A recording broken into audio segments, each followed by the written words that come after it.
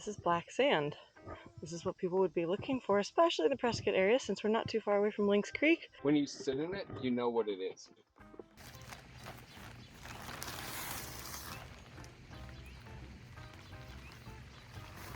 I have no idea. Hey everybody, welcome back to Elley Knows Rocks. Today we have hiked to some old Native American ruins up top of a mountain in Prescott. I am laying on a bed of sleeping bags and a wearable sleeping bag and a camping pad, all from Atepa. And we're going to check out all of this camping gear today. We'll get to that later. But aren't these cool? This is really neat. We're gonna just explore these ruins and see if there's any petroglyphs. So thank you guys so much for joining me on this adventure. Let's go see what we find. For those of you who are new, I'm Elley Ringo, an economic geologist, independent geologic consultant, and an avid rock hound. I love being outside and enjoying the rocks and minerals around me, exploring the unknown and finding amazing things, all while explaining the geology, sharing some fun earth science facts, and encouraging you to get outdoors. So I hope you subscribe and become part of the adventure. I have to plan a camping trip now. She's small. I wonder if that means two of me or me and Dan. Sorry, Dan. Love you. We'll see. That was great. Now, what better way to start off a planned camping trip than to go on a hike? And we're going to look for an awesome Native American ruin out in the forest of Prescott, Arizona today before we head back to the campground, aka the backyard. But first, geology and the hike. Beautiful day in Prescott for hiking. Check it out. We have some very interesting specular hematite. This is black sand. This is what people would be looking for, especially in the Prescott area since we're not too far away from Lynx Creek. You'd be looking for this when you look for gold. Wishing I had my hat today, but I forgot it. I'm sorry, the backside of Granite Mountain is just way too pretty not to take a video of. On approaching this amazing place, it's really tucked back into the woods. You can't see it unless you start to get right up close and personal. Then you start to see the cool walls and the stacked up rocks that are creating the walls. And you can see they spend a lot of time. A lot of the walls are several layers deep of rock. I loved this feature over here. I am betting this had to be some kind of pantry. It's way too small for a room. So they had to have been storing something in here because it's pretty fortified all the way around it, but I'm not exactly sure. I loved seeing the wildlife. The little lizard just kind of made my day. He was super cute. I love exploring little cracks and stuff. I usually always have a flashlight thanks to Olight. I always bring one with me.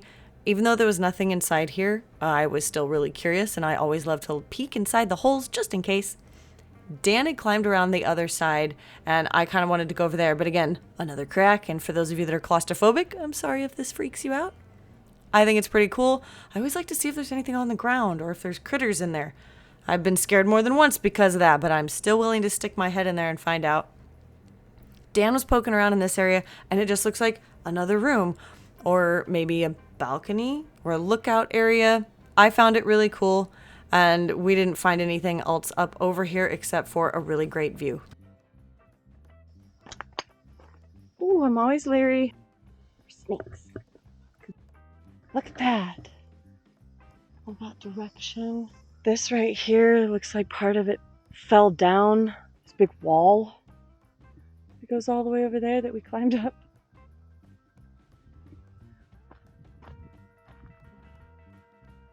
This is amazing. There's more. Look, the wall goes this way. The little room over here. Oh man, there's a whole nother section. This is really, really gigantic. Oh my gosh, there's a whole nother piece.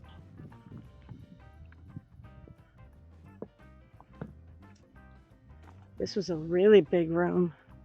Now this would have definitely lined up with the other gigantic ruin that we... If you don't know the ruin I'm talking about, it's this one, and I will be sure to put a link to the video in the description. And I believe that the ruin that I'm standing on is not only in line with the big one, but also this one from Baghdad, Arizona. So the ruin that I'm on was most likely somewhere right in the middle of the two, which is pretty cool. A lot of these ruins and lookout towers were meant so that they could see each other on top of the mountains if they needed to light a signal fire or to warn each other that something was happening. Look at the time it would have taken to stack all of these up.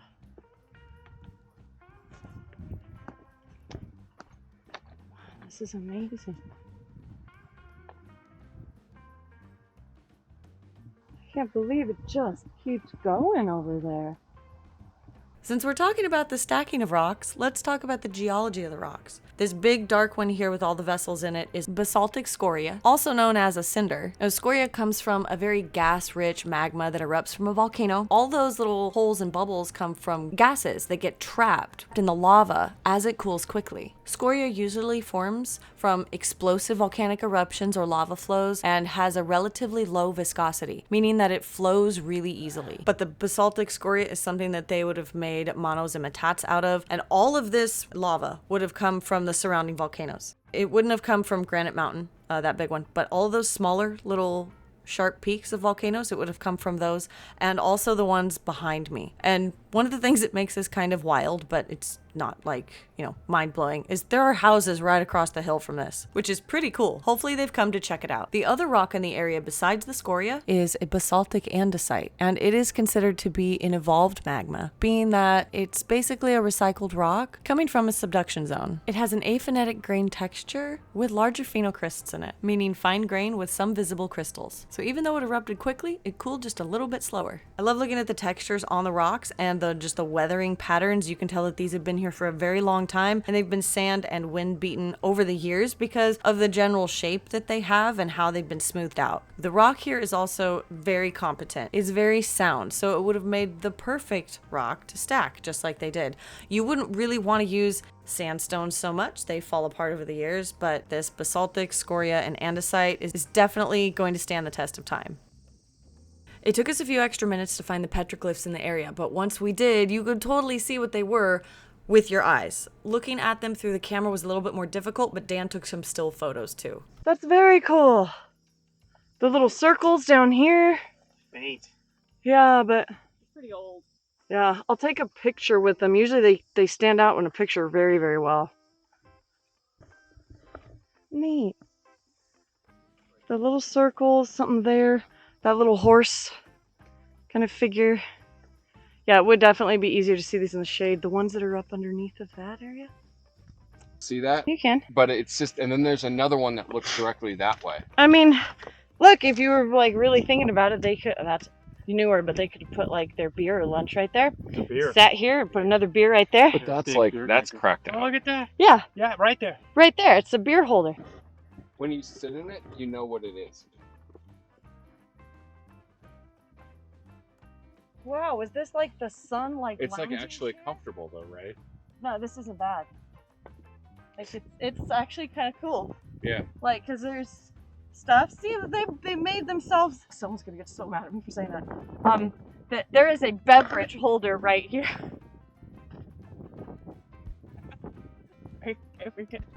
This is just an interesting note. There's some definite sandstone underlayment right here. The whole lens of it. And the ruins are all right up there. So the sandstone was overlain with basalt lava flow. The rock that I'm standing on is granite, which is an intrusive volcanic rock, which is very different from an extrusive volcanic rock like the ones that we've been talking about that the ruins are made out of. Cool. Everybody has left. So now I'm gonna go play catch up. Now that we are done with this amazing hike, I'm headed back to try out all of this camping gear. Now, I'm not telling you guys that you need to go out and buy it, do anything like that. I am simply showing you the stuff that was sent to me because I love alternative options. And honestly, you never know when you're gonna find the next great thing. We're going to be discussing the Atepa brand of camping gear. I have this whole full setup. I have 8 different pieces. That includes 2 chairs, a full table, 2 sleeping bags, a camp pad, a pillow that doubles as a bag, and a tent. We're going to set them up, we're going to see what they're like, and we're going to see the quality of them. We are just camping in the backyard, and it doesn't make any difference where you're camping. If you decide to camp in your backyard or on a backpacking trip, wherever, So let's set the stuff up. Okay, the first thing that you do when you're at a campsite anywhere is you set up your camp chair and you open up a beverage, because it's what every good camper does. We are still gonna set up a chair as if we're going to be at a campsite, because I didn't have time to go anywhere to go camping. I'm in Prescott, it's beautiful. We went hiking today. So we are setting up in Dan's parents' backyard, AKA my in-laws, who are absolutely lovely people to allow me to set up all of my camping stuff back here. So let's get to it and see what the chair's like. Comes with extra feet, like really flat feet. What? I feel so smart right now, jeez.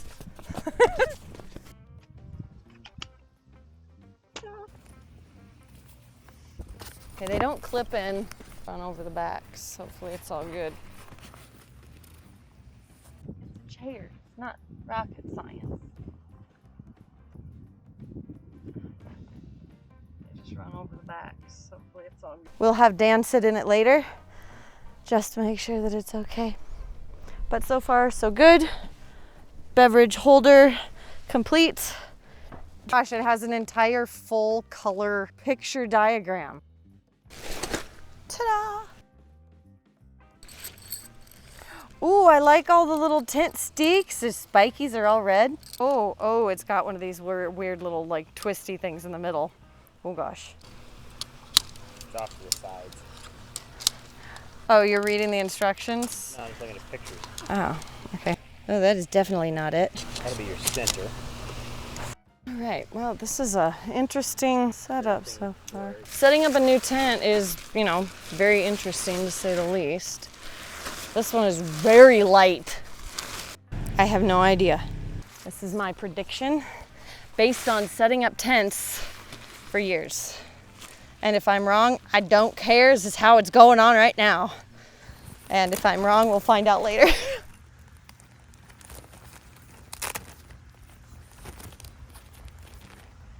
That's awesome.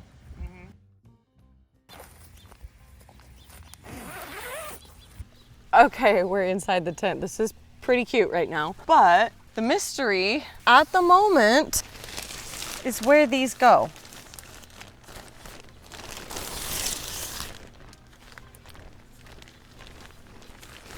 I have no idea. This thing is so nice and roomy, so I'm really curious how this is gonna hold up over time and like sustain. You guys know the different trips that I take, and it's extreme sometimes, and I'm dirty and I'm filthy and I have tons of rocks. So hopefully this holds up really well. I figured out where these go. This and this. Let me show you. Okay, so these two things go over here in these little round areas. Let me show you. This goes here, this goes here. I'm imagining that this is probably for your dirty shoes. Ta-da! And then this one, this elastic part stretches to go over that. And then if that maybe is a little more taut because I undid it a little bit, then you have a place to put your shoes out of the rain and such. Now I'm gonna set up all the cake stuff, all of the stuff for the tent. Now that we figured out this little guy. But this right here is a pillow. Actually a bag slash pillow. It says not for climbing. Ta-da! And it's got the little inflator over here. Depending on how inflated you want it, of course, and then you can take off the straps and the carabiner inside, but you've got this right here.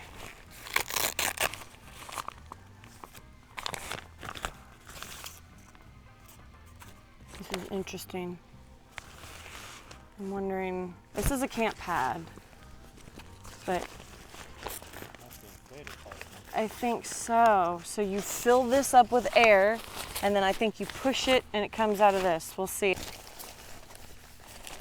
Maybe it's like one bag of air. Oh no, it's blue!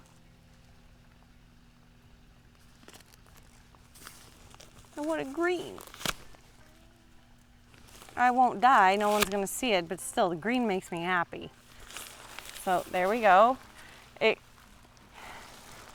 It smells like those plastic inflatable rafts that you would get for a pool as a kid. It's got that smell, like that plastic beach ball that you would pull out of the package and then blow up. That's what this smells like. It's got the standard little thing right here. Looks like it is like a two-way. If you blow in, hopefully the pressure holds the little valve in there correctly. It's pretty long. Let's see, I may have to get up to do this. Let's see if I can be lazy.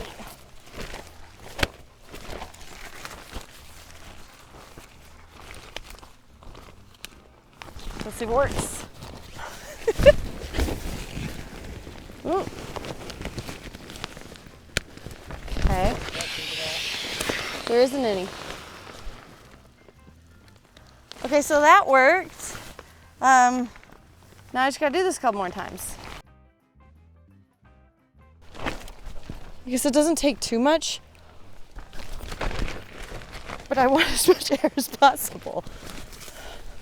Because I don't know how many times it's gonna take me to do this. You think they do this for fun? So they're like, people, as you're camping, like, what are they doing?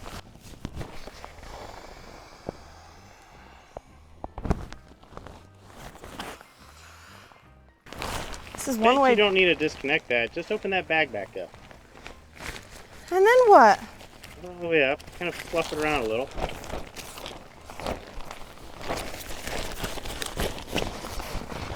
Well, that's not as fun. Okay. It's big. It's really big. It's Dan's size big. Whoa. Oh, it's slippery. Yeah, it's a pretty good sized tent. Right? Surprised it was packed down so small. Like, it feels pretty good right now. Okay, I really love this color the best. This is the fold down sleeping bag. Oops. Oh, and these were pretty cool. What are those for? The straps are so that you can hook them through these little hooks on the sleeping bag and then wrap them around the sleep pad so that you don't slide off the pad in the middle of the night. Gotcha. So, just very, very pretty. Our next sleeping bag. This one is partially synthetic, partially down feathers. And it is also a green, but it's not like that beautiful teal green that I love. Right. Okay. Also, this one doesn't come with these little strappies. It's just here, pretty. This one's more of a summer bag. No. So this one, instead of the straps, it has this cool little thing around it. Sort of a thing. So flip it around and then put the camp pad through there and then through there. And ta-da, and that whole system is designed just like that. One of the sleeping bags, and I think it's this one, you stepped on my sleeping bag. You can actually turn this into like a cape or like something. It's got these little buttons. You can wear it as a blanket. I think so. And see, it's got all of the weird little buttons in different spots. Where's the bottom one? Maybe? It has to. You could have done that the way you had it. I'll put it on the ground. Never mind. It's a sleeping bag. I do, however, have a wearable sleeping bag. Let me show you. The second to last thing. I'm excited about this. I like the color. I love the feel of it. But this really is like a wearable sleeping bag. It's a jacket. That's its little thing. It's got a zipper. Okay, I definitely have to stand up to deal with this, but it looks cool so far. Okay, that's the top.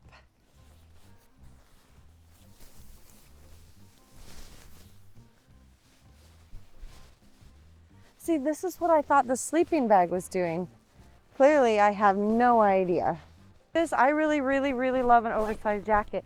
And then you get like a little pouch to put things in, like your phone or like marshmallows, extra camp stuff. Small cat. A small cat. Oh, kitty. But isn't it cool? Like,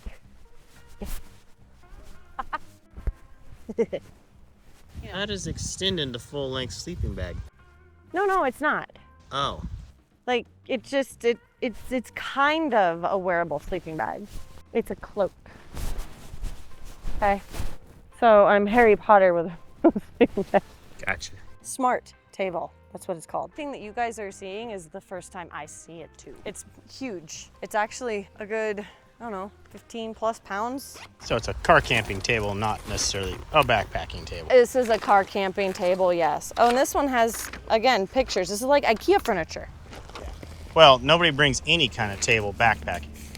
No, absolutely not. You would never. It's bamboo, like it's wood and metal. Okay. Ta-da! Look how cute that is. Well, the ground isn't level, which is not its fault, and it's got the little logo in the front.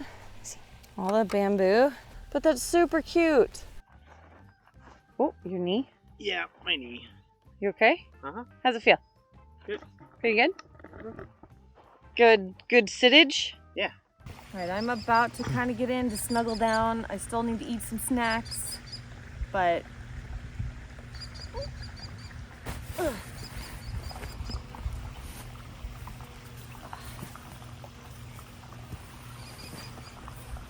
Oh, there's buggies in here. Gross.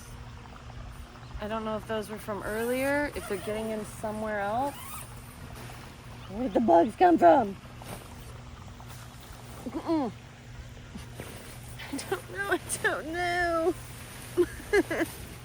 Okay, Dan won't be camping with me tonight. Just because his knee still hurts from stuff. So it will just be me. But I will still be messing with all of the things, which means 2 sleeping bags on top of stuff. I do hope that that pillow is good. Like, but seriously, oh, you can come over here. I don't know if I can see through it because I can't see your screen. Well, this side, but it's so comfortable. Like at the moment, I'm so comfy. And after like a long hike, oh man, you just want to curl up and go to bed. So this will be nice.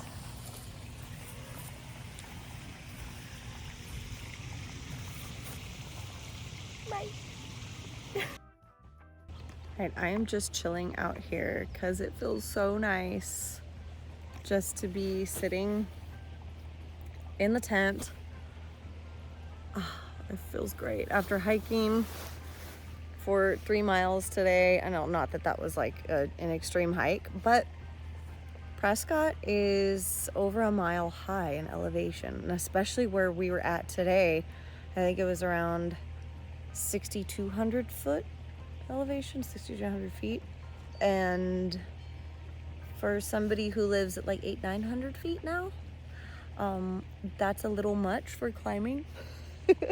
So it was a little extreme, but I'm loving this right now. The only like, I guess, discrimination that I would have about all of the sleeping bag stuff, this one's fine. Like, the smell is fine. This one, for some reason, I don't know what it is. I couldn't even tell you what it is that I'm smelling.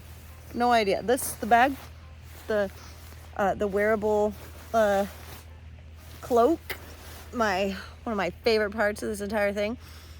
It smells fine. Like everything else smells fine, but for some reason, this sleeping bag, don't know. No idea. Feels just wonderful to relax.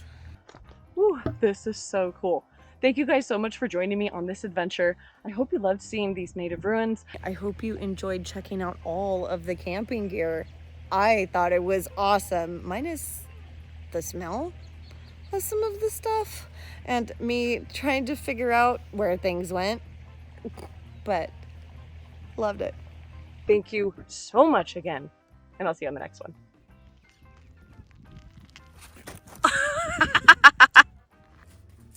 I know, it's not a sharp knife, it's just like a steak knife in the kitchen. You don't need to play with the knife, or thank you, Daddy.